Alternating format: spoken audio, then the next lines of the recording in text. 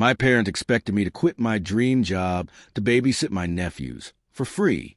I'm 27F, single, no kids, and after years of grinding internships and side gigs, I finally landed my dream job as a junior creative director at a well-known ad agency in New York. It's the kind of role where you're one pitch away from being noticed, one campaign away from a major promotion.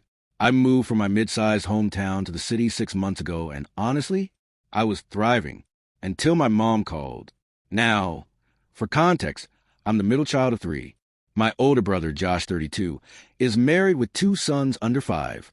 My younger sister, Mel, 25, is still figuring life out. She switched majors 3 times, lives at home, and currently works part-time at a vape shop. My parents, both in their late 50s, are, well, let's just say they believe in family first, as long as I'm the one sacrificing for it. They didn't go to college and never pushed us hard to do more than survive. So when I told them about my new job and my move to NYC, their reactions were lukewarm at best. No congratulations. No pride. Just, isn't New York kind of expensive? Back to the call. Mom, honey, I need to ask you something important. Your brother and Amanda, his wife, are having a really tough time with work and the boys. Childcare is so expensive, and they just can't afford a full-time sitter. We were thinking, since you're single and work at a computer anyway, maybe you could come back for a bit and help them out. Me, wait, what? Mom, just temporarily, maybe 6 months, just until things settle down. You could work remotely and watch the boys during the day. Amanda works nights, so it'd really just be like 7 to 4, 5 days a week. I was stunned. Babysit for 9 hours a day, 5 days a week, for half a year, while holding down my actual job remotely, for free? Me, Mom, I can't do that. My job isn't fully remote. Plus, it's intense. I'm in meetings constantly. I'd lose my job in a week if I tried to juggle full-time childcare. Mom sighs heavily. I just thought you want to help your family. Josh would do it for you. Let me be clear, he absolutely would not. I stayed polite but firm. I'm happy to help out in small ways when I visit. But moving back to be a free nanny, that's not something I can do. Mom got cold real fast. She said I was selfish, that I care more about city life and chasing career glory than about my own blood, that Josh and Amanda were drowning, and I was off sipping lattes in Manhattan. I ended the call when she started crying, not because I was moved, but because I recognized her old trick, emotional blackmail. The next morning, I woke up to a Facebook post from my mom. It's heartbreaking when family turns their back on you in your time of need. But I guess some people value career over compassion. Broken heart. No names. But it didn't take a genius to figure out who she meant. Especially considering half the comments were from extended family, saying things like, "So sorry you're going through this disappointed phase. Some people forget where they came from once they have a little money. You raise them better than that." I didn't want to engage publicly, but I messaged her privately.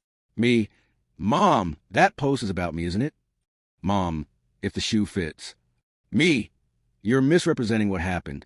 I told you I couldn't give up my job to babysit full-time. That's not turning my back. That's setting boundaries. Mom, we just thought you'd be there for family. Guess we were wrong. At this point, I wanted to scream. But instead, I decided to ignore her and focus on work. That week, I had a major pitch to prepare for. A campaign for a national skincare brand was online, and my concept had made it to the final round. For the first time, I was going to present solo to the senior creative director. This was the kind of moment careers were made of. So, of course, my phone blew up that morning with text from my sister-in-law, Amanda. Amanda's messages. Heard you're too busy to care about your nephews. That's cool, though. Just don't expect invites to birthdays. Josh and I are exhausted. We thought family helped each other. Guess not everyone was raised the same. It's not like we asked you to raise them forever. Just 6 months. Not a big deal if you actually cared. I didn't respond. The presentation went well, by the way. My pitch was approved. My boss said I had leadership potential. I should have been ecstatic. Instead, I went home to a voicemail from my dad, who usually stays out of the drama. He said, "I don't want to choose sides, but your mom's real hurt. Your brother's been working doubles, and Amanda's depressed. They need support. You're part of this family, too." The guilt campaign was in full swing. But what pushed me over the edge wasn't the messages. It was what happened that weekend. I got a call from Josh. First time he'd reached out directly. "Josh," I'll keep this short, Either you come back and help for a few months, or we're done. You're not welcome in this family if you think you're too good for us. Me, you're giving me an ultimatum for not quitting my job to babysit your kids. Josh, you make good money, live in some fancy apartment, and act like you're better than the rest of us. Mom and Dad bailed you out during college. You owe them. That last part hit a nerve. Yes, my parents helped me with rent once, for 2 months, 6 years ago, when I lost my part-time job. I paid them back. In full, with interest. Me, I don't owe anyone. I worked my ass off to get where I am. Don't make your kids my responsibility. Josh, wow. Just wow. Then he hung up. I thought that would be the end of it. It wasn't. The next day, I got an email from my mom. Yes, an email with a family support agreement attached. It was a half-baked Word document that said I'd commit to 6 months of full-time childcare for family, as if that last one was legally binding. After the ridiculous family support agreement email, I didn't respond right away. I needed a day to cool off and to reread it, just to make sure it was as absurd as I remembered.